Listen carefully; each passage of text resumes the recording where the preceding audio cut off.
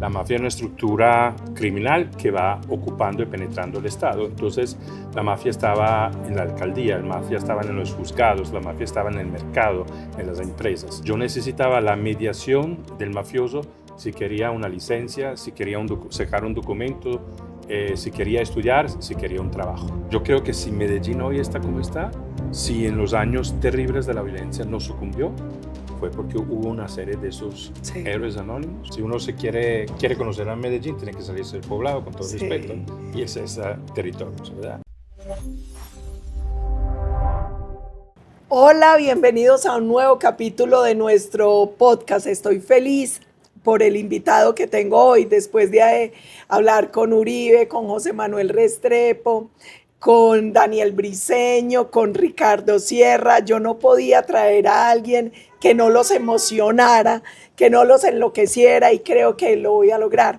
Yo tengo el privilegio de conocer al invitado de hoy hace muchísimos años, y muchas cosas me han impactado de él, porque es una persona como con un conocimiento profundo de muchos temas, es una persona muy erudita, pero además con un humanismo profundo. Y bueno, seguramente vamos a compartir algunas anécdotas y van a conocer mucho más de Aldo Civico, un italiano muy colombiano, que a veces conoce mejor a Colombia que muchos de nosotros, antropólogo, doctor en antropología, un autor de cuatro libros, además una persona que ha formado en liderazgo a grandes empresarios a nivel global, además de presidentes, de personas del sector público de muchos países, deportistas. Y hoy vamos a hablar un poco de él, de su historia, y yo espero que ustedes lo disfruten como he tenido yo el privilegio de disfrutarlo en muchas conversaciones largas. Entonces les presento a Aldo Civico. Hola Aldo, Hola, ¿cómo Paola. estás? Me encanta estar acá. Muchísimas gracias también por la bonita introducción que No, acabas de hacer. estoy feliz y yo quiero que empecemos por... yo conocí a Aldo ahora estábamos haciendo Vamos a los cuentas, como cálculos. casi 20 años. Aldo en los años 90 trabajó con Leoluca Orlando, el exalcalde de Palermo, en un momento donde hicieron un trabajo que yo creo que se convirtió en un referente global para combatir a la mafia italiana. Yo quiero que nos cuentes un poco cómo fue ese proceso y ese montón de lecciones aprendidas, porque luego estuviste dictando conferencias alrededor del mundo en el Centro de Resolución de Conflictos de la Universidad de Columbia, y yo quisiera, sobre todo en un país que hoy está viviendo un tema tan complejo, que nos ayudes un poco con cómo fue ese proceso y cuáles lecciones te dejaron. Sí, mira, pues tenemos que ubicarnos para entender la importancia del proceso y también el método. Estábamos mitad de los años 80, cuando Leoluca Orlando es posicionado como alcalde. Todavía no había elección directa, era el fruto de acuerdos de partidos, y fue alcalde por primera vez. Estamos a mitad de los años 80, entonces ya estamos como terminando todo el periodo de la Unión Soviética, ya había como movimientos, y había Václav Havel, por ejemplo, que estaba muy fuerte. Entonces eso empezaba también a tener influencias en Italia. Y la situación particular en Palermo era que no había democracia, la había formal, pero no era experiencia, no era vida vivida, porque la mafia no es algo, un romance, no es El Padrino. La mafia es una estructura criminal que va ocupando y penetrando el Estado. Entonces, la mafia estaba en la alcaldía, la mafia estaba en los juzgados, la mafia estaba en el mercado, en las empresas. Entonces, no había posibilidad de libertad. Yo necesitaba la mediación del mafioso si quería una licencia, si quería sacar un documento, si quería estudiar, si quería un trabajo. Era conveniente para el ciudadano, a pesar que el ciudadano era honesto, y quería hacer las cosas bien, pero si uno tiene familia y tiene que llevar adelante una familia, era más conveniente relacionarse con un mafioso para sacar una licencia, tener un título de estudio, tener un trabajo. Entonces, Orlando entendió que la mafia no era una realidad marginal, no era algo que tú encontrabas en unos barrios, era algo que estaba en el centro del poder y había que sacarla del centro del poder. Ahora, esto en los años 80, él lo hizo sobre todo desde el punto de vista político porque entendió que había que cambiar el sistema y que para cambiar un sistema tú necesitas cambiar la actitud mental de los ciudadanos. Entonces, ¿qué había que hacer? Había volver a hacer las cosas bien de manera legal conveniente. Y entonces, la cultura de la legalidad se oponía a la cultura mafiosa, a la cultura del silencio, a la cultura de la corrupción, ¿sí? Pero tenía que ser conveniente, o sea, el ciudadano tenía que hacer una experiencia positiva con el Estado. Y eso fue de verdad la idea de cultura de la legalidad de Leoluc Orlando. No era hacer las cosas bajo la ley, obedecer, no, era quiero hacerlo porque es más conveniente. Entonces, eso fue como todo el cambio que se hizo. Claramente había como toda la parte judicial, toda la parte policial. Había jueces y fiscales súper entregados, Giovanni Falcone, Paolo Borsellino, que después fueron asesinados en el 91. Había un pool de fiscales antimafia que había juntado Antonino Caponetto, para que las informaciones fueran compartidas. Entonces no importaba si la mafia mataba un fiscal, porque todos ellos Tenía la sabían la información de información. todo. Entonces había toda esa parte, pero eso no era necesario, no era suficiente. Para cambiar un sistema tú tienes que trabajar también con estrategias indirectas, sobre todo más culturales. Y eso era donde Leoluc Orlando se enfocó. Entonces se utilizaron varias estrategias, la educación, el turismo, el urbanismo social, y era todo para poder hacer a los ciudadanos esta experiencia que era conveniente hacer las cosas bien. Yo no soy de Palermo, yo nazco a Trento, que es al lado opuesto, o sea, en el profundo norte. Tenía como 17, 18 años y yo me acuerdo que un día mirando la televisión veo este personaje que yo no conocía, entrevistado por un periodista muy famoso y diciendo que el problema de Palermo era la mafia y que la mafia significa en particular la relación de la mafia con la política. Y hacía nombres y apellidos.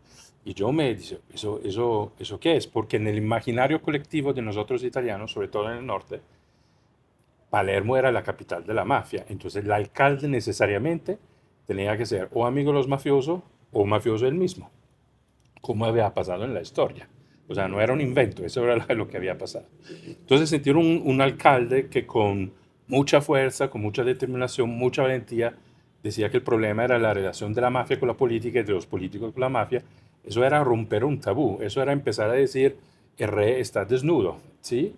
Y eso a mí, joven, ya empezaba a trabajar en el periodismo muy inquieto, como me marcó. Y empecé a seguirlo hasta que llegó a Trento, en mi ciudad. Yo le pude hacer una entrevista toda una mañana y al final de esta entrevista yo le dije, yo quiero trabajar contigo. Entonces él, yo creo que, pues yo tenía 20 años y pienso que un poco por la edad, pero un poco porque un joven del norte, gracias a esta experiencia, quería irse al sur cuando históricamente todo el mundo desde el sur iba, inmigraba hacia el norte. Él como vio un símbolo en eso y me dijo, ok, véngase. Y yo dejé todo, o sea, mi familia, el trabajo, la universidad, todo, para ir a trabajar con él. Y para mí lo que a mí me impresionó trabajando con él era una combinación de visión, pero una capacidad al detalle de administrar también. Un contacto con la gente carnal, muy cercano, sobre todo con la gente más humilde, más sencilla, la que más necesitaba el apoyo, digamos, de una alcaldía, y una capacidad absoluta de romper lazos con ambientes grises, donde uno no sabía dónde empezaba la mafia y terminaba la ilegalidad. Leoluc Orlando es un hombre que viene de la élite, ¿sí? De la burguesía. Y si hay una clase social que estuvo involucrada con la mafia fue la burguesía palermitana, ¿sí? Entonces para Leoluc, y para mí eso fue un ejemplo, por eso lo menciono, de coherencia absoluta. Leoluc Orlando no iba a ninguna cena con nadie, ni él ni con su esposa, ¿sí? No había fiesta, no había cenas, no había celebraciones donde él vivió de verdad como un monje en este sentido, o sea, cortando todos los vínculos que hubieran podido ser de ambigüedad.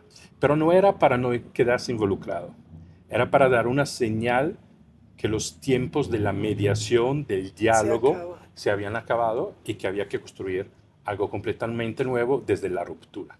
¿Cuántos años gobernó él en Palermo? Pues varios años. Ivorian Farestapel, yo pienso que fue alcalde 5 o 6 veces en distintos momentos. Empezó cuando todavía no se podía elegir alcalde. Ahora, él estaba en la democracia cristiana. La democracia cristiana en Palermo tenía una parte afectada y corrompida con la mafia, porque la mafia siempre está con quien es al poder. O sea, eso estaba con la democracia cristiana porque la democracia cristiana estaba en el poder.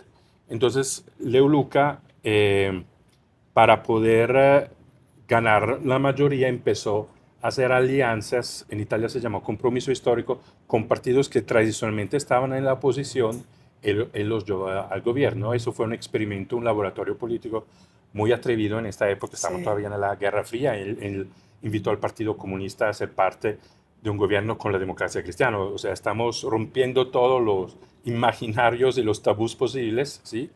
Él era católico, eso era casi una blasfemia o una heresía, ¿verdad? Invitar a un partido de izquierda y comunista en particular. Pero fue la manera para empezar a romper el poder que la mafia tenía en la política, ¿no? Eso fue. Y yo creo que ahí viene una lección bien importante y es que cuando nos proponemos combatir la mafia, casi siempre las personas creen que eso es solo un tema de fuerza pública Sí, total. y a veces algunos dicen sí, fuerza pública y rama judicial, pero es una cosa mucho más Sí, integral, porque lo cierto es que ellos sí logran permear y corromper todas las estructuras. totalmente, totalmente. Y entonces había que sacar primero que todo la mafia de la mentalidad. Exacto. Eso, porque al final la cultura de la omertà, se dice en Sicilia, o sea, del silencio, terminaba siendo una complicidad pasiva. Nadie hablaba porque no era conveniente, ¿sí? Entonces, empezar a decir la verdad, empezar a ponerle nombre y caras a los mafiosos, a los corruptos, a los políticos que estaban, hacer gestos disruptivos, ¿no? De separación, de corte, era muy fuerte. Por ejemplo, a un dado momento, su partido, la Democracia Cristiana, quería candidatar a Leoluca Orlando para el Parlamento Europeo.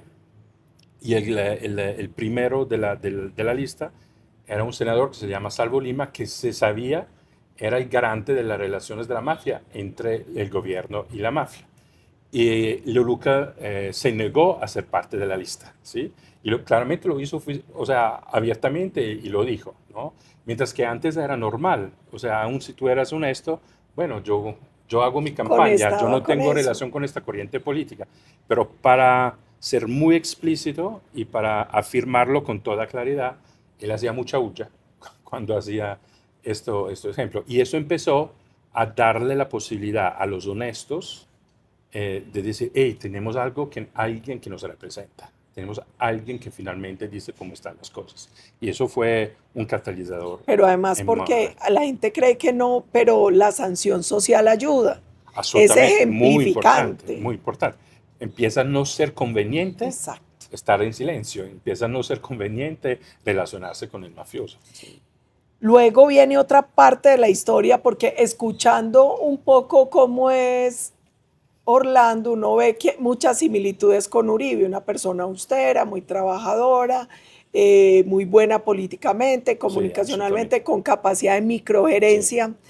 Luego ellos dos se van a unir en un momento de la historia sí. y, y tú estuviste en ese momento, en esa etapa donde se conocen Leoluca Orlando y Álvaro Uribe. ¿Cómo fue Mira, porque es muy anecdótico? la primera vez que ellos se encontraron, yo no estuve, pero yo sé cómo nació este encuentro. El encuentro nació, yo ya estaba en Nueva York y le organicé a Leo Luca un desayuno con Hillary Clinton. Y estuvimos en el Hotel Hilton, allá en Manhattan, y salió el tema de Colombia. Y fue Hillary Clinton que dijo, Leo Luca, tú tienes que conocer al presidente Uribe, yo hablé de ti al presidente Uribe. Y de allá nació alrededor de la cultura de la legalidad como el primer encuentro. Pero hubo otro donde yo sí estuvo, que fue más fuerte, digamos, más aventuroso, porque fue después que las FARC tumbó las manzanas de Granada en el oriente antioqueño. y hubo, Uribe era de presidente y hubo la inauguración de Granada para la reconstrucción de Granada. Entonces, nosotros, Leoluca y yo como acompañante, fuimos invitados a ir a esta inauguración. Entonces, Leoluca, yo, y me recuerdo que la, la reina de Antioquia, una mujer, una niña, pues era muy joven, muy linda, y el secretario de gobierno, estábamos en el helicóptero de la gobernación y aterrizamos en la cancha de fútbol de Granada. Cuando salimos del helicóptero, yo veo gente que empieza a correr y gente que nos hace este gesto. Y yo pensaba que era por el polvo que las palas del helicóptero estaban subiendo. Después empiezo a escuchar disparos. Yo nunca había escuchado disparos de fusiles ni nada y pienso que son como petardos para celebrar la llegada del presidente, que todavía estaba en el aire. Cuando dado momento yo empiezo a sentir humo de quemado, a polvo, y veo los militares como que custodian la cancha de fútbol disparar hasta el monte. Entonces le grité a Orlando, que estaba mirando todas las montañas bonitas que había alrededor, le grito, Luca, están disparando. Entonces con eso nosotros nos ponemos en el helicóptero se levanta y nos llevan a la base militar de Río Negro. Y claramente Uribe llegó después y eso fue después una conversación entre los dos de más de una hora porque claramente había un poco de embarazo, ¿no? Que alguien extranjero viviera este momento. Pero me recuerdo que Leoluca aquí tenía ganas de volver a Granada. Porque para él, en su cultura, así como lo hace con la mafia, dice, si nosotros no volvimos, le damos razón a eso. Pero allá la seguridad de Uribe mismo, fue muy categórico y nos quedamos horas esperando. A ustedes no lo dejaron volver, pero él sí regresó. No, él sí regresó. Que ese fue un día increíble. Por sí, porque él trató de aterrizar, lo recibieron a ráfagas de fusil. Él regresa porque él creo que iba con doña Lina a dejarlas. Ustedes tienen que regresar. Y él los deja ya, pero él sí se devuelve y coge un megáfono y les dice, aquí estoy.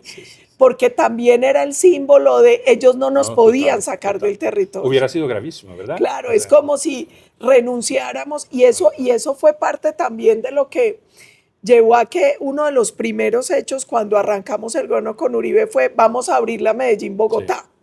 Porque la Medellín-Bogotá, por el tema de la guerrilla, la cerraban de 6 de la tarde a 6 de la mañana. Cuando Uribe llega dice, ¿cómo así que el Estado es incapaz de controlar el territorio y se lo cedía a la criminalidad 12 horas? Y de las primeras cosas que hicimos fue abrir 24 horas la Medellín-Bogotá y también ese suceso que fue muy iniciando el gobierno. Sí, al comienzo. Sí, recuerdo unos meses, eso. Creo, no era mucho más de eso. Y yo creo que esos son estos ejemplos donde los ciudadanos que quizás están sufriendo bajo un poder que es criminal, empiezan a levantar la cabeza porque reconocen un líder que le está dando voz, que le está dando visibilidad, que afirma el sentido común, ¿verdad? Es el sentido común que el Estado tenga el control de una carretera, del territorio. No estamos inventando nada extraño. De extraño, pero se vuelve revolucionario como acto, en un contexto donde hay poderes criminales que han ocupado parte de la sociedad y de las instituciones. Sí, que yo creo que lamentablemente ese es un fenómeno muy latinoamericano, la incapacidad del Estado de tener el control institucional de todo el territorio y esos grises lo terminan controlando siempre los bandidos. Total. Y ahí el que más sufre es el ciudadano, que es el que termina absolutamente sometido. Totalmente, y no le puedes pedir heroísmo a un ciudadano del común que no tiene poder si el liderazgo no encarna esta misma valentía. Exacto, esa yo creo que es la palabra correcta. Lo que más espera el ciudadano es un mandatario valiente. Y un ejemplo, ¿no? Sí, y que sea capaz de proteger, de cuidar, porque es parte de lo que tiene que hacer.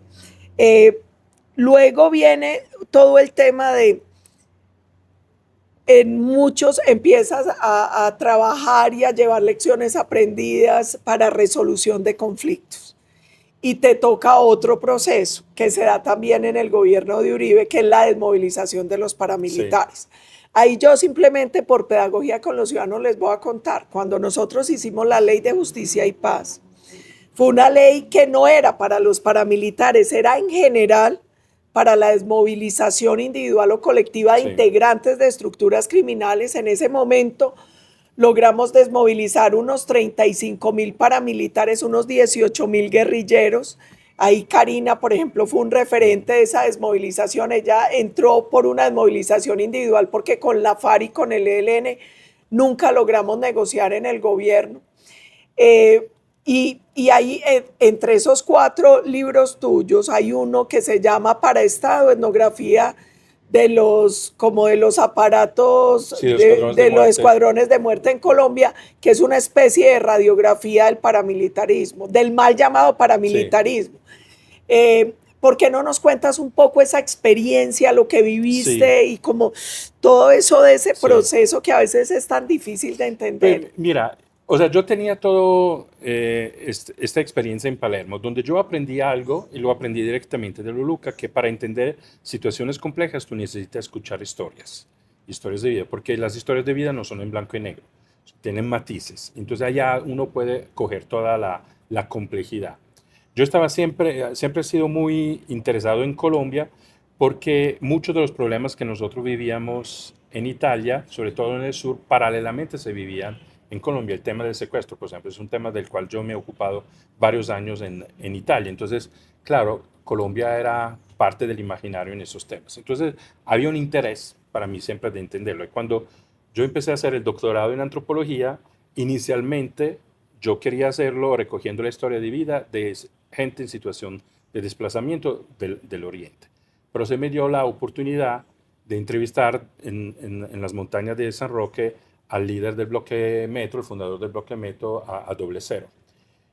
Y yo había escuchado las historias de vida de las víctimas, de los familiares de las víctimas de Granada. Entonces yo me había hecho una imagen de este Doble Cero como de un Barba Blue, o sea, de un monstruo. En lugar me encuentro una persona con la cual es absolutamente muy amable hablar, con una cultura también de la historia. Entonces o sea, se me rompió como la imagen que yo tenía y descubrí que era un ser humano, ¿sí? Más allá de las cosas horribles que la mente había hecho. Y estoy con él todo un día, me cuenta su vida. Quedamos en contacto con correos electrónicos donde él sigue hablando de su vida hasta que lo matan en el Rodadero unos meses después. Para mí eso fue este encuentro. Dice, ¿sabes qué? Sería interesante entender la historia de vida de la gente que se ha metido en estos grupos y por qué se metieron. Y eso coincidió con la desmovilización del cacique Notibara acá en Medellín y de los héroes de Granada después, que fue la manera de acercarse en una manera segura y legítima a estas historias de vida. Y me he dedicado muchos años a escucharlos. Y de estas historias de vida he sacado como un poco un análisis. Y para hacerla como en manera muy, muy corta, muy breve, yo una vez invité a Luluca, al mismo tiempo cuando estuvimos después en Granada, lo invité a visitar unos barrios acá en Medellín y él también se había puesto a escuchar historias. Y una vez en el carro, me recuerdo, me dijo, yo entendí, los paramilitares son como la mafia en Italia. Y digo, ¿por qué? Pues porque están al mismo tiempo en contra y a favor del Estado. Están al mismo tiempo afuera y dentro del Estado. Están al mismo tiempo afuera y dentro del mercado, ¿sí? O sea, son una expresión de un sistema, no era tanto el grupo armado, sino que era una serie de intereses, algunos hasta legales, pero que se combinaban con el crimen, digamos, ¿no? Por razones históricas, por situaciones que al final también coinciden mucho con la mafia, la Guerra Fría y todo eso. Entonces, para mí eso fue muy, muy, muy interesante. El libro al final recoge todas esas historias de vida y hace un análisis, pero es para entender que son temas sistémicos, ¿no? Y que al final, volvemos a lo que decía antes, hay que cambiar el chip de toda una sociedad para que esos fenómenos no se repitan y actuamos y resolvemos problemas de una manera distinta. Sí, porque yo creo que ese ha sido el gran problema, que nosotros hemos entrado en una espiral donde siempre se ha buscado el mismo tipo de solución y volvemos a caer en el problema, y es creer que un proceso de negociación donde hay obviamente un tema de desmovilización, desarme, reinserción, va a acabar el problema, pero estructuralmente no lo resolvemos. Exactamente. Entonces terminamos con infinitos procesos, infinitos beneficios, y eso se ha convertido además en un incentivo perverso, porque son tantos los beneficios para los bandidos que se envía el mensaje incorrecto, y es que en Colombia pareciera que ser bandido paga. Sí, y como dices tú, no se va a la raíz de los problemas que generan esos fenómenos, ¿no? Que es la lección que yo aprendí en Palermo. O sea, la estrategia era para ir a la raíz. Porque si tú cambias la mentalidad, el modelo mental, cambias los comportamientos, y es un cambio que permanece siempre y cuando mantienes las condiciones para que la legalidad se vuelva conveniente. Así es. Viene todo ese proceso de negociaciones, de no sé qué. Al final, cuando ves lo que pasó con el bloque Metro, el bloque Cacique Nutibara, lo que pasó incluso con nuestra ley de justicia y paz, y con estas desmovilizaciones de paras, de guerrillos, de tal, si tuvieras que darle un consejo al próximo gobierno en Colombia, ¿qué le dirías frente a estos temas que son mucho más complejos? Esto no es balín, como creen muchos precandidatos. Esto es un tema estructural, muy de fondo, que tiene muchísimas aristas. ¿Qué le dirías al próximo gobierno? Tengo que ser muy honesto. Yo he cambiado en este sentido, porque cuando yo empecé a venir, traía también una visión muy europea, ¿no?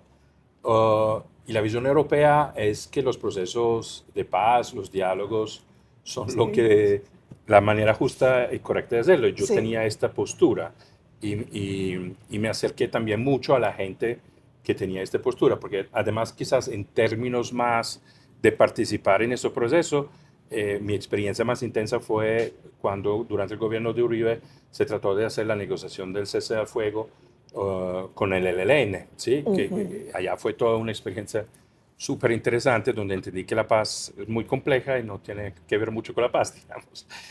Y entonces pero después de muchos años y escuchando muchas historias, yo sí hoy entiendo que primero una negociación de paz no es un ideal, no es un dogma, es una herramienta. Y que hay que tener condiciones para que esta herramienta se pueda aplicar.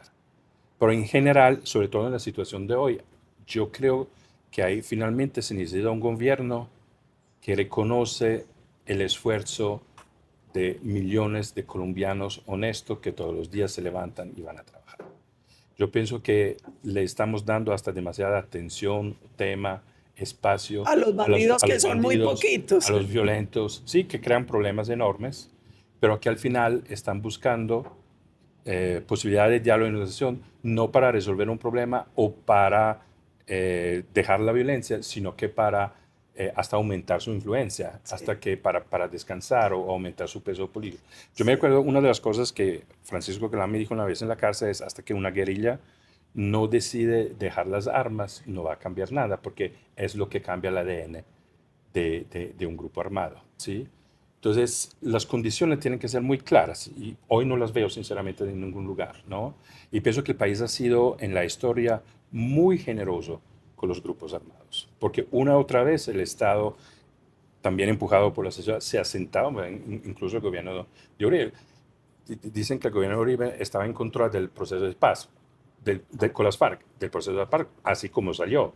Pero es también verdad que ya había contacto y ya se estaban mirando qué posibilidades había para una rendición, una negociación o algo también con los grupos. O sea, entonces, yo pienso, este país ha sido muy generoso, y los grupos armados no han respetado esa generosidad, sino que siempre se han reciclado.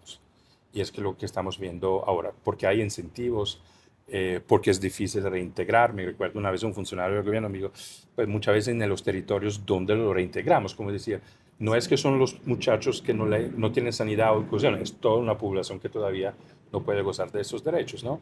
Entonces yo pensaría más a crear las condiciones para una sociedad donde sea conveniente, porque hay salud, porque hay educación, porque hay trabajo, porque hay formación, y dedicarse a los millones, al 95, 97%, que son honestos y todos los días sudan y en lugar de darle tanto espacio y A los tanto bandidos. protagonismo político a quienes nunca tomaron en serio a la fin esos procesos. Sí, yo creo que ahí hay varias cosas que yo he dicho muy montañeramente.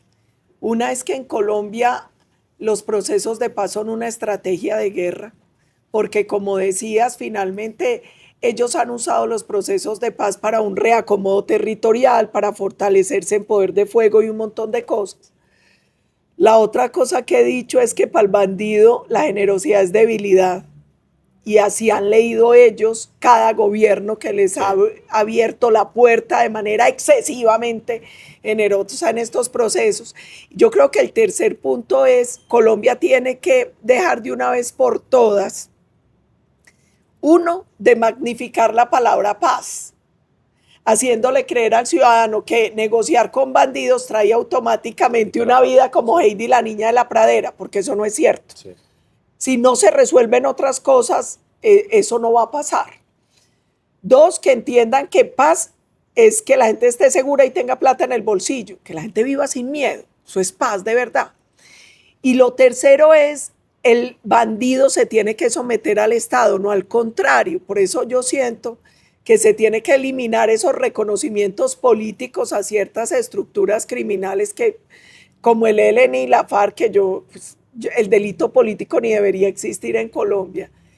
Y además que el bandido se somete, y esa es una oportunidad que genuinamente le dan los colombianos, pero es una vez, porque es que las oportunidades no pueden ser infinitas. Totalmente. Totalmente. Y quizás en el pasado, por razones históricas, tenía un sentido reconocer que había raíces históricas y hasta ideológicas en esos fenómenos. Pero hoy no. Hoy no tiene nada de ideológico, se utiliza una retórica para esconder intereses que son puramente criminales o de economía ilegales. Entonces no veo como el marco que se utilizó mucho en los años 90 de una negociación para un proceso de paz, para un acuerdo de paz. No veo, aquí hay un fenómeno criminal que es muy profundo y que hay que obviamente enfrentar desde distintas aristas. Sí, la parte obviamente del aparato judicial, policial, militar, pero también transformando condiciones de vida, territorios, para que la experiencia de paz sea una experiencia más que una expresión. Sí. Que sería muy bueno que te escucharan los representantes de la Unión Europea y de un montón de países que aquí han sido un poco ingenuos en los procesos de paz y han acolitado todo este desmadre. Sí, y es un trabajo lento porque yo son 20 años que tengo relación con este país. Me demoré mucho a entender estas matices porque sigo siendo un hombre de paz, o sea, todavía busco esto y me interesa eso, pero realizando que no es tan fácil, que es mucho más complejo y que hay que también estar muy atentos. El otro día, Leoluc Orlando, que ahora es un eurodiputado. Y ojo, hay un tema importante, eurodiputado y es el relator para Colombia. Para Colombia. Le habían enviado la carta de una organización para derechos humanos para firmar. Y yo leí el texto y a mí el texto me sabía mucho a ELN. No conocía esta organización, pero el texto dio la retórica y eran bonitos, o sea, el lenguaje era súper bonito, pero yo sentía algo territorial en mesas. Eso me sabe mucho a... Hice mis averiguaciones y efectivamente había intereses de este del ELN.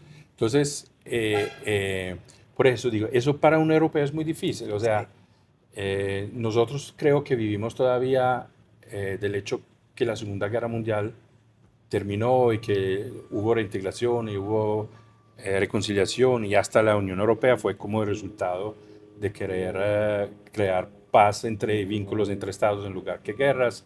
Entonces la palabra paz nos pone un poco en trance, ¿no? Es una... la paz. Sí. No, Colombia es otro país, es otra historia, entonces eso, y hay que entenderla un poco. Menos mal que yo siento, empezando con Leoluc Orlando y otros, que hay porque les interesa la paz de verdad y no una paz ideológica o defender posiciones solamente por simpatías ideológicas.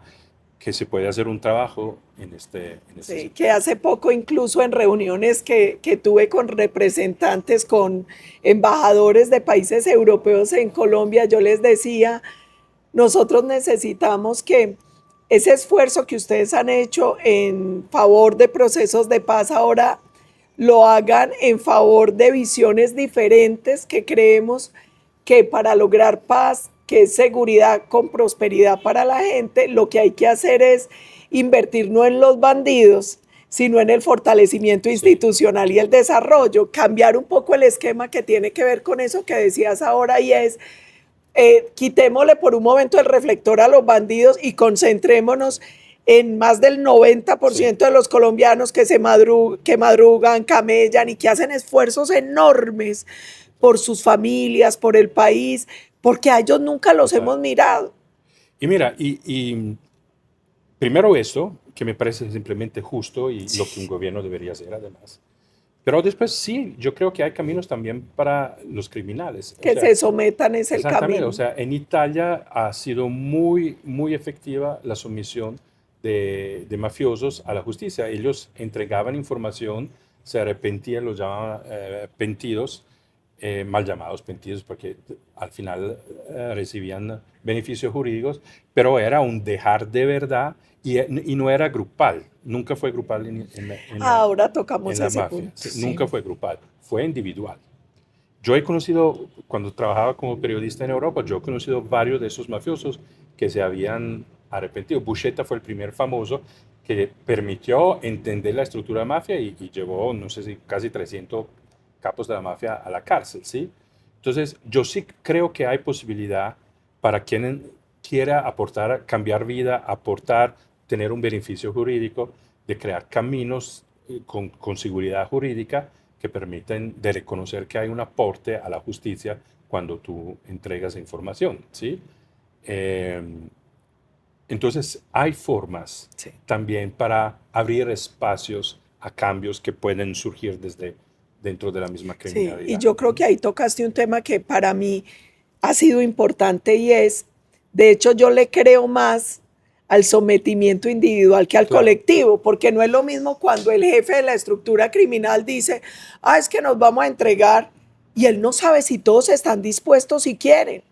En total, cambio, cuando soy yo quien digo, se acabó mi vida de bandidaje, yo quiero cambiar, claro, que fue el caso de alias Karina, que fue muy útil porque nos absolutamente, ayudó a acabar con ese bloque Ríos total, y a que mucha otra gente de la FARC se desmovilizara. Nosotros terminamos con 18.000 guerrillos desmovilizados de manera individual porque querían salirse total, de esa vida. total, No es tan fácil cuando es colectivo. sí, La verdad es que sí, ese es otro asunto que hay que explorar, porque yo también siento que es más genuino y que funciona mucho mejor cuando la desmovilización se permite que sea individual. Además, yo pienso que Esa, cuando esa, hay ese esa experimento como con sometimiento. Karina, y hubo varios también paramilitares que a pesar que fue colectivo, pero lo tomaron personalmente de manera Exacto. muy, muy, muy seria y hicieron trabajos hasta de reconciliación serios, o sea, no shows, sino que lo hicieron, se vuelven hasta referentes para la gente de los Así mismos grupos. es. Es posible, yo puedo, ¿no? Se vuelve conveniente dejar el grupo. Eso es al final Así lo que es. uno debería. Además, yo he entrevistado centenares de estos muchachos que se han entregado a grupo. He entrevistado varios niños soldados de las FARC. Eh, Muy pocos los que levantaron la mano y dijeron, yo quiero ser parte de. Sino que muchas veces son las circunstancias de vida, o son reclutamientos, Sí. o son traumas inmanes, o es la única cosa que los hace sentir alguien y los permite emanciparse muchas veces de abusos familiares y cosas de ese tipo. Entonces, en ese sentido, si hay alternativas verdaderas, porque yo sinceramente creo, hay gente que es muy mala, pero yo creo que es un porcentaje muy Sí. pequeño. Y nadie nace y quiere matar, torturar, secuestrar, desaparecer, eh, poner en pedazos cuerpos, o sea, de su voluntad. Eso son cosas que pasan porque hay unos malos que después entrenan esas cosas, porque la mayoría de la gente quiere tranquilidad, vivir bien. Cuando yo hablaba con estos muchachos, me, me impactaba mucho que cuando yo les preguntaba de su sueño era comprarle una casa a Una la casa en cucha, la cucha. o sea, sueños de clase media. O sea, no era quiero la finca, o quiero Rolls Royce, o quiero Ferrari. No, quiero comprarle un apartamento, una casa a la cucha. Algo absolutamente legítimo como sueño, ¿verdad? No es extravagante. Se puede, Se pero hay puede. que reestructurar lo que hasta ahora hemos Sí, entendido como paz, cómo se llega a sí, eso. Y yo creo que hay que establecer marcos jurídicos serios que cierren la puerta sí, giratoria y donde es el bandido el que se somete al Estado y no al sí, contrario, sí, poniendo también foco en ese fortalecimiento institucional y sí, en esas oportunidades. Y vamos a entrar en otra etapa de tu vida, que es, además de todo este tema que has hecho en estos procesos, empiezas a formar a líderes sí, empresariales, a líderes políticos, a deportistas, con una visión que es bien particular, donde empezás a decir, hombre, es que esto no es solo un tema de habilidades blandas, hay otras cosas total. para poder como surfear en Sí, este mundo tan crítico. Eh, Cuéntanos un poco también esa otra parte de tu sí. historia, esa Porque muchos preguntan, ¿cómo tú pasas de ese, sí, de estar hablando de con estar hablando bandidos con a formar, paramilitares y guerrilleros a sí, formar? Y yo siempre digo, porque era más fácil hablar con esta gente que con líderes. Pero mira, la verdad es que cuando yo hablaba con todos esos muchachos y con algunos de los líderes, sobre todo en aquel proceso, yo me daba cuenta que la paz no era una cuestión de una firma en un documento, sobre todo cuando había una historia que había desarrollado identidades. ¿Sí? Aquí no estábamos, conflicto no es alrededor donde está el límite entre tu propiedad y mi propiedad. Eso eran identidades que se estaban combatiendo. Entonces dije, no, allá hay que hacer un cambio de mentalidad. Y un poco lo traía también desde la experiencia en Palermo. Entonces yo me daba cuenta que lo que yo estaba aprendiendo y hasta dando clase en Columbia University respecto a la realidad que yo me encontraba acá no era suficiente, porque eran las herramientas tradicionales de las negociaciones, de la resolución de conflictos. Entonces me puse a buscar si era posible cambiar el chip, quién lo hacía, si hay herramientas, y es allá que yo llego al mundo del desarrollo personal, ¿sí? Y a todas las técnicas profundas para cambio de la estructura profunda de la mente. Y yo lo estudio todo eso no para trabajar con ejecutivos, sino para ver cómo eso se aplica en el mundo, en el contexto donde yo trabajaba. Entonces yo empecé a usar esta técnica con los muchachos de los paramilitares o con los líderes de ley y veía, mira qué interesante que algo se mueve, hay otro tipo de respuesta. Cuando yo regresaba a Nueva York me habían nombrado director del Centro de Resolución de Conflictos Internacionales y como director tu primera y casi única obligación es encontrar plata para mantener vivo el centro. Entonces, ¿yo qué hacía? Yo contaba mis historias de lo que yo vivía en Colombia, de los cambios que veía, eh, y era mi manera para que los filántropos financiaran el financiaran centro. el centro. Pero los filántropos hacían parte, muchos por lo menos, de familias muy grandes de negocios, ¿no? Yo me recuerdo una vez, mi amiga Abigail Disney, de la familia Disney, me dice, oye, nosotros también tenemos... Pero un corte, 2 segundos con lo de la Dale. familia Disney, porque el expresidente de Disney, cuando le preguntaron por Aldo, Ah, sí, George Mitchell. dijo algo que es importante. Uno de los líderes de pensamiento más innovadores en el campo del desarrollo del liderazgo y manejo de conflictos. El Sí, exdirector de Disney que además George Mitchell fue el de los acuerdos del Viernes Santos en Irlanda del en Norte Irlanda, sí. y él era parte del centro, tenía este gran privilegio que él podía cada vez que quería reunirme con él. Él era fascinado que yo combinaba todas esas cosas entre Palermo, Colombia, la antropología, o sea, le parecía como Extraño. nuevo en este sentido. Entonces me acuerdo que Abigail Disney, que es una filántropa y produce muchos documentales, un día después de una presentación, ella se me acercó y me dice, es que nosotros en nuestras juntas familiares también tenemos terroristas domésticos, ¿sí? Y necesitamos resolver esos conflictos. Entonces empezaron a invitarme a hacer talleres y a hacer procesos para esas familias. Y eso es como yo empecé después a entrenar, digamos, a los líderes, ¿no? Y hoy me dedico a eso porque para mí estoy convencido que líderes políticos, pero también de las empresas, si tú ayudas a un líder a ser verdaderamente alineado y expresión de su esencia más bonita, o sea, de su esencia auténtica, tú vas a impactar mundos, ¿sí? Entonces para mí es casi que una intervención sistémica, no es solamente trabajar con el con la individuo, persona. sino que es un individuo que tiene una influencia dentro del sistema y entonces poder ayudar a todo un sistema, ¿no? Y creo que las empresas tienen un papel hoy en la sociedad demasiado importante y que va a ser siempre más importante porque ya está demostrado que el gobierno, un Estado solo no puede resolver todos los Así problemas. es. Necesitamos alianza, pero para necesitar alianza necesitamos sentir la sociedad de manera Sí. muy parecida, ¿no? De hecho ese es uno de las frustraciones que yo he tenido y es que todavía existe cierto mesianismo en Colombia. Todavía la gente cree que si elige a alguien va a resolver Sí, todo, total. cuando aquí si cada uno se hace cargo, Es resolvemos que el tema del país, pero cada uno se tiene que hacer cargo.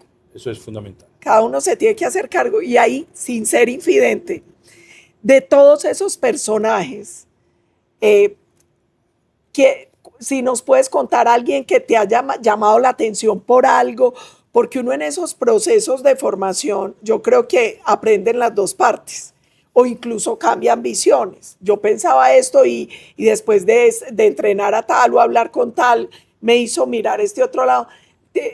¿Nos recuerdas uno o dos casos de esos que tú dices, carajo, con este me choqué por esto o porque aprendí esto, me cambió la visión?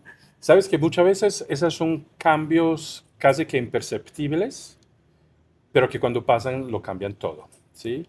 Y te cuento un ejemplo con un ejecutivo.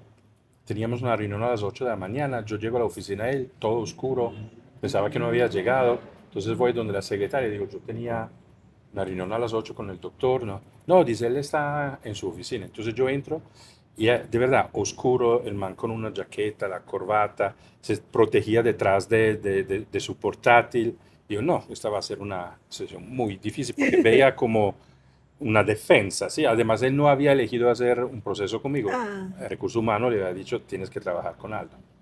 Entonces, yo me siento, empezamos a hablar. En un dado momento, tengo que haberle preguntado algo tipo, pero ¿a- ¿cómo te gustaría ser ti como líder, no? Y él me dice, me gustaría ser más espontáneo. Y él allá de verdad, o sea, encarnaba exactamente lo contrario. O sea, no había así nada más enconchados. rígido y más. Entonces le dije, pero tú fuiste espontáneo una vez. Sí, dice, sí, sí, yo fui espontáneo. Y digo, ¿y qué pasó? O sea, ¿cuándo lo perdiste esta espontaneidad? Y me cuenta una historia muy inocente, si quieres, pero que marcó toda su vida. Que él cuando era adolescente, en el colegio, era el chistoso, era el líder, era el que hacía reír a todo el mundo. Y él hizo un chiste con sus compañeros mientras el decano estaba hablando a todos los estudiantes. Y entonces el decano lo llamó, lo hizo salir en la tarima y dice, ahora repite toda la clase que yo di. Y él claramente no fue capaz. Y eso fue una humiliación para él muy grande en frente a sus amigos. Él habrá tenido como 16 años. Entonces a él se grabó la idea, no puedo ser espontáneo, porque si soy espontáneo me creo problemas. Entonces él desde ese momento perdió esta espontaneidad y se puso súper disciplinado, súper rígido, ¿sí? Lo que le permitió de llegar a niveles muy altos, porque hizo las cosas bien y no fue, pero perdió su esencia, o sea, estaba divorciado dentro de él mismo. Cuando yo le logré mostrar eso, entonces empecé a decirle, hey, ¿por qué no te quitas esta Corbata. corbata? O sea, si tú fueras espontáneo, ¿cómo irías a una reunión de juntas? Y dice, no, yo me quitaría la jaqueta. ¿Y por qué no te quitas la jaqueta? ¿Y por qué no te arrimas las mangas y todo? O sea, le hice vivir en su cuerpo y reconectar en su cuerpo con su esencia. Y la verdad, hubiéramos podido terminar el proceso de coaching allá, porque fue tanto para él, como que se le prendió el bombillo, que él cambió las relaciones con su hijo, con su esposa y con el equipo. Y hoy ha llegado a niveles altísimos y está haciendo un trabajo maravilloso, ¿no? Entonces, son a veces estos bloqueos que nosotros, Sí. que todos tenemos, porque todos tenemos razones, que no ha sido humillado por un maestro. O sea, primero que levanta la mano soy yo, ¿sí? Pero que tiene después un impacto porque uno toma inconscientemente una decisión que se vuelve un dogma, ¿no? Así Y es. cuando tú te das cuenta, no, pues eso fue en este momento, pero Pero yo no ya tengo que seguir así. Eso libera muchas fuerzas, mucha inteligencia, ¿no? en los gobiernos, tú estabas asesorando un gobierno, ¿era cuál? ¿Era Qatar? ¿Era Digamos, yo el trabajo últimamente, en los últimos años, he estado con el Emirato de Abu Dhabi. En Abu Dhabi. Sí. Ya. Un día hablábamos de Abu Dhabi y me contabas, allá no cobran impuestos, allá no Sí. sé qué, de esas experiencias de estar en tantos países, que sí, cosas de las que ves afuera, de las que has visto afuera, capacitando además gobernantes de otros países. Si dijeras, porque uno no, nada se puede trasladar tal cual porque las condiciones son Sí, distintas. total. Pero tampoco es cierto que uno no pueda aprender Total. lecciones de lo que hacen en otros países y tal. Absolutamente. De esas cosas que has visto que hacen líderes de otros países, ¿qué crees que sería útil para un país como el nuestro? Mira, una cosa que a mí me ha impresionado mucho de los Emiratos Árabes es que es una autarquía, ¿sí? Entonces es un sistema político que a mí no me prefiero el caos de las De la democracias, democracia. ¿sí? Y donde seguramente hay muchos temas, empezando con las condiciones de los trabajadores extranjeros, aún se está mejorando, pero hay todavía. Pero hay cosas que uno se vuelve como espejo y te hace reflexionar sobre tu propia realidad. No porque uno se tiene que convertir en los Emiratos, sino pero uno dice, bueno, ¿qué podemos hacer nosotros mejor? ¿No? En este sentido. La primera vez que yo llegué a Abu Dhabi me impresionó mucho que una gigantografía en el aeropuerto era una foto del desierto lleno de paneles solares.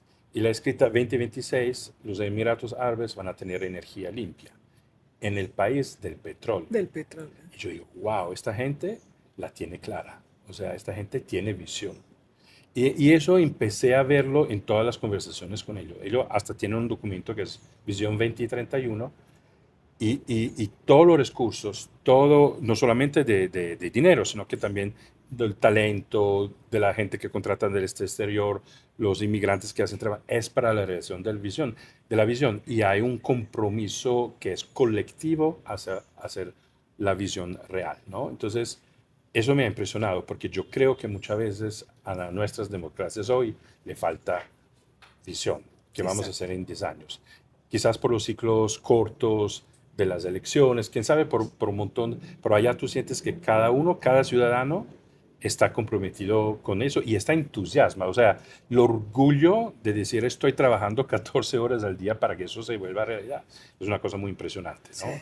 La otra cosa es que yo empecé a entender que lo que nosotros veíamos mucho como censura, en realidad tiene raíces en la religión, pero sabiendo, digamos, que los sentidos tienen un impacto también sobre la calidad de nuestra conciencia y nuestra mente. Entonces, la pornografía, el exceso de alcohol y todo eso, son todas cosas prohibidas, ¿sí? Entonces uno lo puede, falta libertad de expresión, ¿no? Y claro, yo prefiero también el caos. Pero la pregunta que me ha surgido a mí es, ¿nosotros qué libertad estamos defendiendo? Libertad, o sea, para enfermar y enajenar. Exactamente, o sea, ¿qué libertad estamos celebrando? La libertad de drogarse, la libertad de consumir pornografía, la libertad de consumir o de vender el cuerpo de mil formas que hoy, ¿no? Entonces, no para volverme moralista, sino que para decir, uy, hemos diluido mucho el significado de la libertad, ¿no? Entonces, para mí fue interesante que un país donde la libertad está muy limitada, con respecto por lo menos a lo que hay en Occidente, me recordara qué es la libertad y dándome cuenta que, pues, no sé si estamos cuidando y promoviendo los aspectos esenciales de la libertad. Ahí, de hecho, yo tuve un choqueo con eso que cuentas, Aldo, de lo que pasa cuando uno está en una cultura diferente y no entiende la raíz. Claro. Estaba en una comida en el Reino de Marruecos con parte de la dirigencia y una persona de Colombia, no sé por qué imprudentemente dice, ustedes por qué siguen con esa posibilidad de que un hombre tenga varias esposas. Sí. Y la respuesta de él fue, nosotros en nuestra cultura tenemos las esposas que podemos mantener y a todas exactamente igual y todas tienen el mismo estatus, la misma protección. Ustedes tienen una esposa y mozas y no las tratan igual, ni las respetan igual, son más hipócritas que nosotros. Esa fue su versión y para mí eso fue un choqueo porque qué fácil es juzgar y Sí, prejuzgar. Qué fácil sí. es. Y de verdad deberíamos hacer el esfuerzo de, aún si hay muchas cosas que nos parecen muy chocante o de hacer el esfuerzo de entender desde dónde Que viene eso, hay, que no significa que no hay que cambiarlo o corregirlo, o sea, como, pero con nosotros.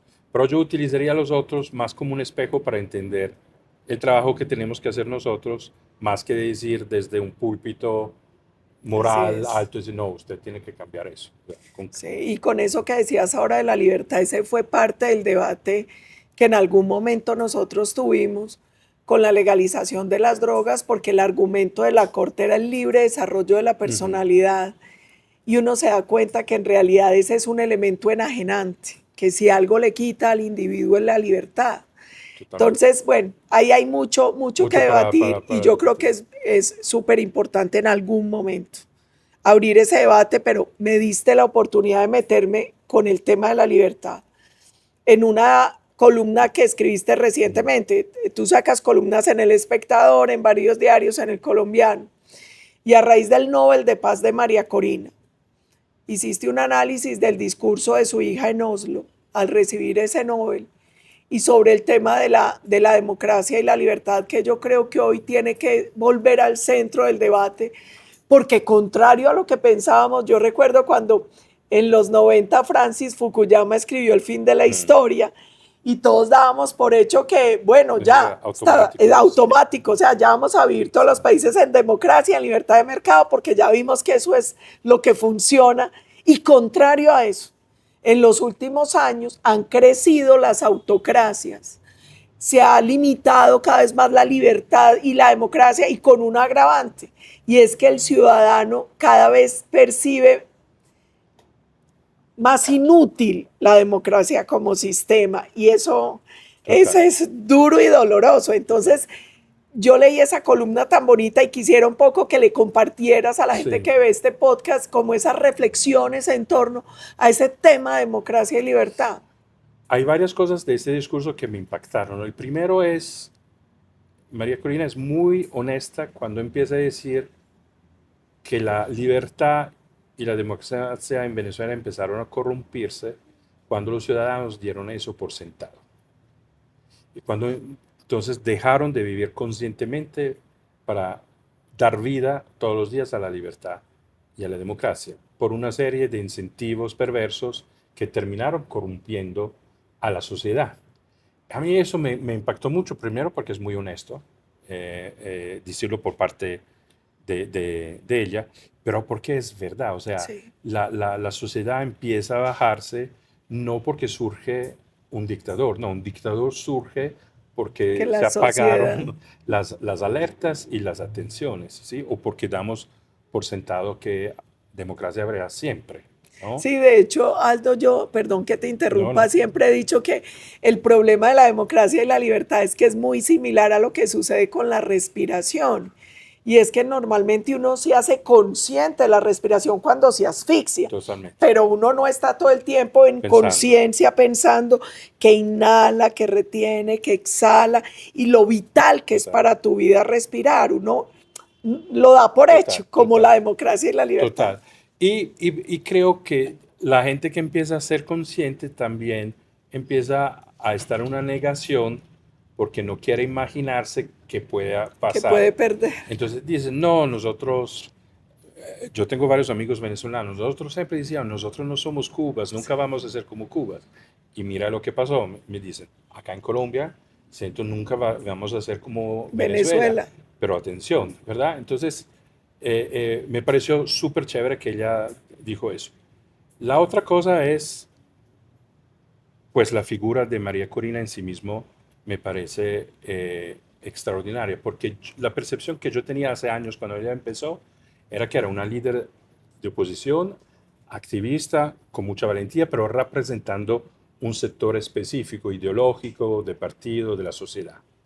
Hoy yo la percibo como una líder universal del país. O sea, ella trascendió las diferencias.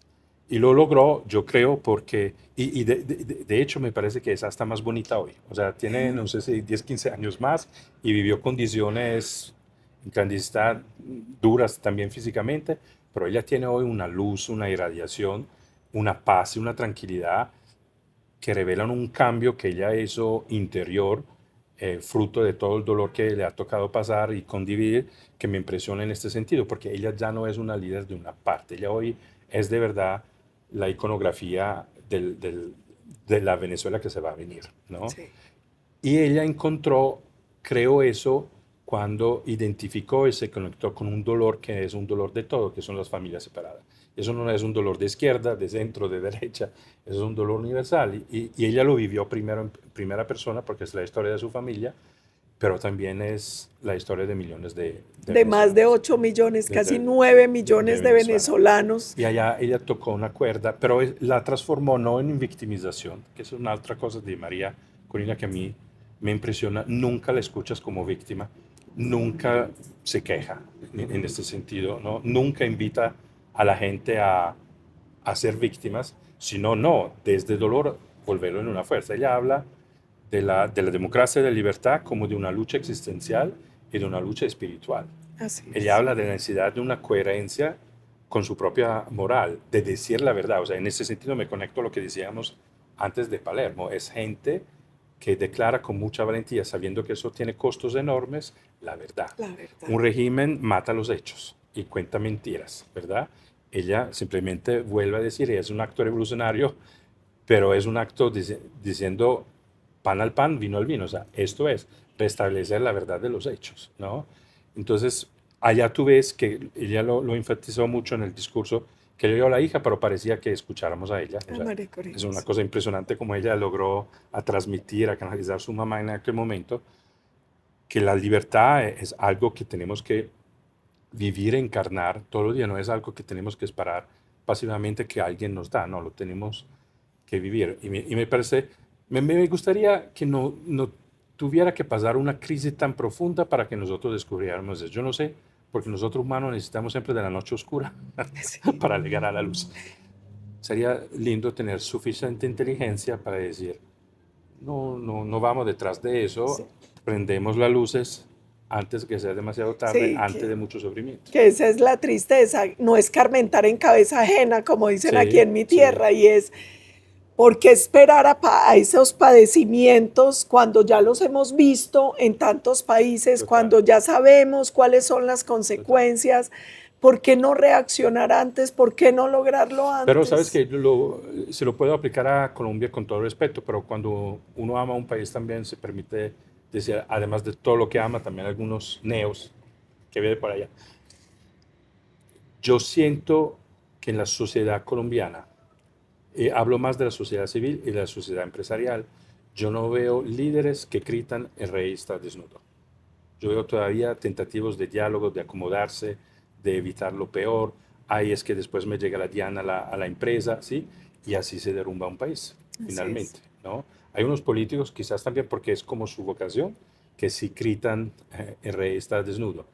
Pero muchos gritos son casi en el desierto, o porque hay mucha negación, o porque hay poca valentía en asumir una responsabilidad y de amar un país y no solamente a uno mismo, ¿no? Yo creo que eso todavía quizás también por la historia del país en sí mismo, por las muertes, por las amenazas, los asesinados, hay un temor, yo creo, excesivo en exponerse, ¿no? Sí, Pero eso no es la época, porque el silencio hoy se vuelve complicidad pasiva. exacto. Y yo creo que eso ha sido súper duro. Y a raíz de un incidente con unos empresarios hace unos días, yo decía, qué tristeza ver acá lo que vi en Venezuela, y es que cuando tuvieron que escoger plata o patria, escogieron plata y se quedaron sin plata y sin Total. patria. Y eso lo ve uno en los medios, en ciertos empresarios, en ciertos políticos, en ciertos ciudadanos, que a veces es estar frente a una realidad que no se quiere reconocer por cobardía, por complicidad o por comodidad. Como diríamos muchas veces, Sí, ¿no? con lo que cuesta Sí, además sí. después. Yo me recuerdo, si me permites una referencia personal, yo fui, creo, el primer columnista que escribió en contra de Daniel Quintero en El Colombiano. Después empezaron a unirse otros, pero el primero que le lanzó el grito fue como yo, porque había visto. Y yo me acuerdo que había un montón de gente con voz en la ciudad, o sea, que tiene foros, que se congratulaba mucho conmigo. Y me decía, no, qué bueno que tú escribas eso, qué bueno. Y yo decía, uy, yo estoy haciendo la tarea de gente que tiene foro, que tiene poder y Y que no debería las... hablar y no lo está haciendo y se está escondiendo detrás de mi parado. Y me sentí muy incómodo porque a mí me hubiera gustado ser una voz entre muchas, ¿sí? Y creo que nos hubiéramos ahorrado aquí en Medellín Sí, mucho, mucho daño que se hizo. Hubo líderes de la sociedad civil absolutamente impresionantes, de una valentía, teaching, sí, che, para maravilloso. una entre otros, ¿sí? Que lo hicieron por amor de la ciudad, por Sí. amor de la Y de verdad. hecho la veeduría también hizo una labor espectacular. Espectacular, sí, hubo esta organización, pero creo que como sociedad Mucho silencio. tan orgullosa de esta ciudad, hubiera podido haber más. Sí, ahora está Medellín tratando de recuperarse, pero qué bueno que en este proceso de recuperación también hiciéramos una reflexión de por qué llegamos allí, de si nos faltó valor en ese momento, eh, porque yo también fui siempre opositora de Quintero, pero sí se siente mucho esa soledad, como la he Sí, sentido ahora sí, con sí, el sí, sí, sí, gobierno Petro. sí, sí, sí, Es a veces un poquito frustrante. total. Y bueno, y yo quiero que vamos cerrando este podcast, pero con algo muy rico, y es que yo a Aldo no solo lo he conocido en todo ese tema de seguridad, como un gran líder, formador de líderes, sino también en la rumba en Manrique. Resulta que Aldo es una persona además que yo por eso empezaba diciendo el italiano más colombiano que conozco, porque se ha logrado compenetrar con nuestro país, con nuestra ciudad y formar parte de infinitos procesos muy lindos desde el sector público, el sector privado, desde la academia, pero también desde esa base social, donde yo creo que pocas veces miramos y ahí está la revolución silenciosa. La Sí, revolución silenciosa viene de lo que hace el Balcón de los Artistas, de lo que hace Joyner en la Unión Latina, de lo que hace Libertad, de lo que hacen un montón de organizaciones, de personas que van transformando desde ese entorno. Y yo tuve la oportunidad de compartir también algunos de esos espacios contigo. Yo quisiera que nos dieras también tu visión de eso que has visto como en esa revolución que hay allí. primero yo creo que la energía más auténtica y más bonita de la ciudad vive en esos barrios. Sí, O sea, si uno quiere conocer a Medellín, tiene que salirse del poblado, con todo respeto, sí, y ese territorio, ¿verdad? Y allá hay unos procesos, hay unos ejemplos de vida. Para mí en Manrique, absolutamente doña Marta Álvarez, que son 33 años, que todos los días, nunca tomó unas vacaciones, forma a niños, adolescentes, jóvenes, a los distintos tipos de danza y de baile. Nació una experiencia eso en los años 90 como respuesta a la violencia y eso me parece de una creatividad enorme sí, porque en lugar de dejarse paralizar por el miedo y un peligro, una amenaza real, responde con la hermosura del arte y logra a sacar mucha gente, muchos jóvenes de la calle y a darle otra perspectiva. Yo he conocido muchos de esos bailarinas y bailarinas del balcón de los artistas que gracias al baile lograron trascender traumas infinitos, sí, lograron tener un proyecto de de vida.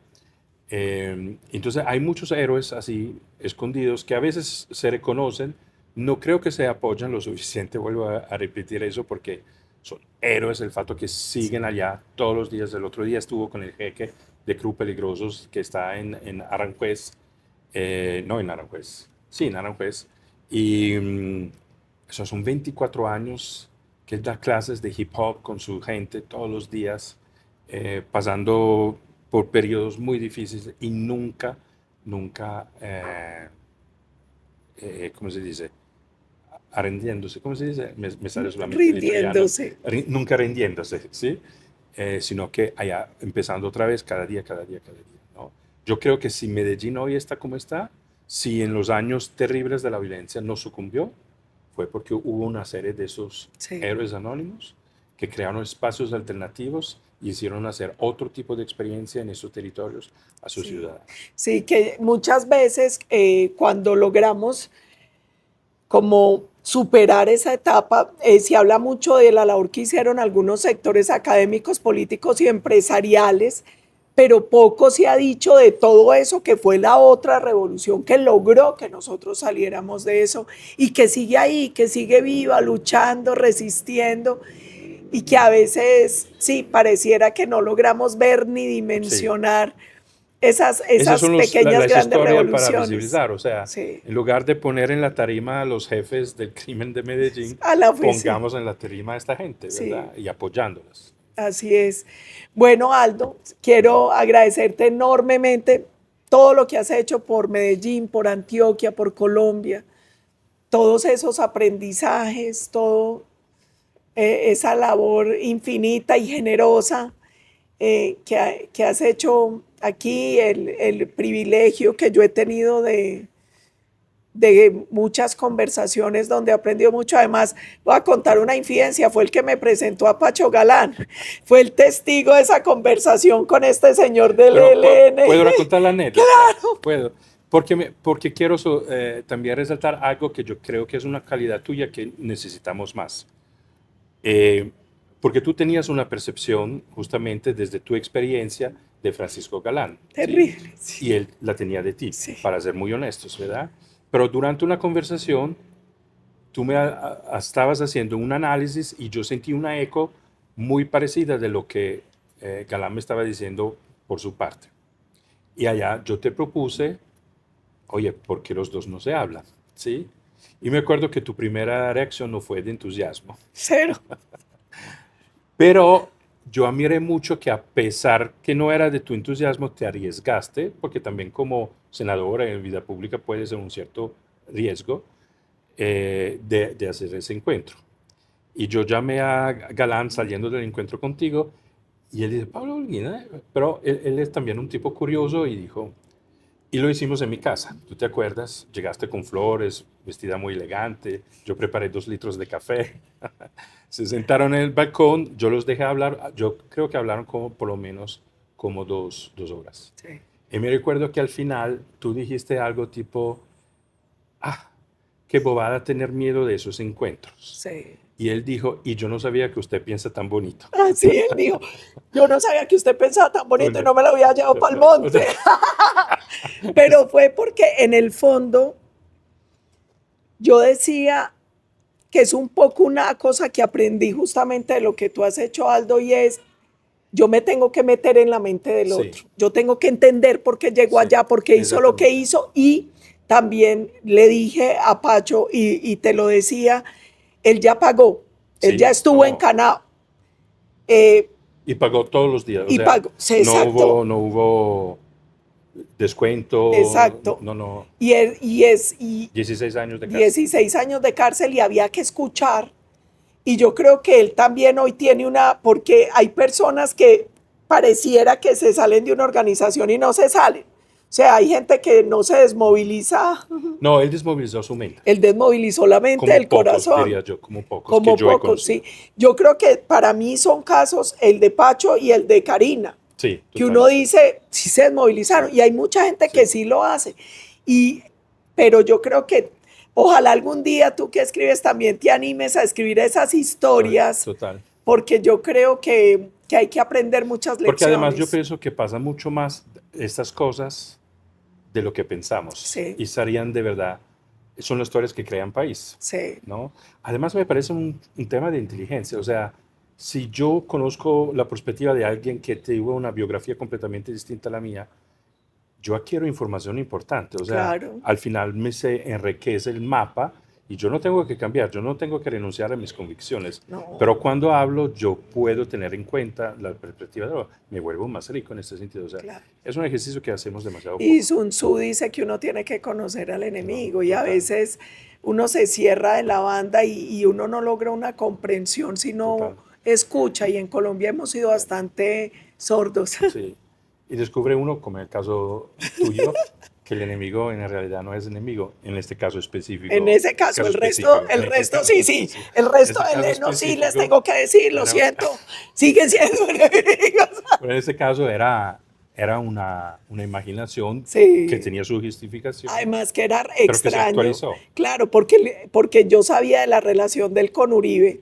Sí, de muchos del proceso largo, y a mí me costaba, entonces, y yo no, pero Aldo Pero el logró lo respeto que Uribe tiene impensable. por Galán nace del Nace mismo, de ese del hecho proceso. que él lo hizo, o sea, que se hizo toda la cárcel, que nunca pidió favores al Estado, Exacto. y claro, entonces eso nace el respeto. Nació de ahí, sí. No, Aldo, mil y mil gracias Gracias a de ti. nuevo y espero que todos disfruten este podcast, que hayan aprendido. Yo he tenido la fortuna de aprender mucho de Aldo. Además, yo voy a decir una cosa, pero él tiene un podcast muy bueno que se llama Crecer.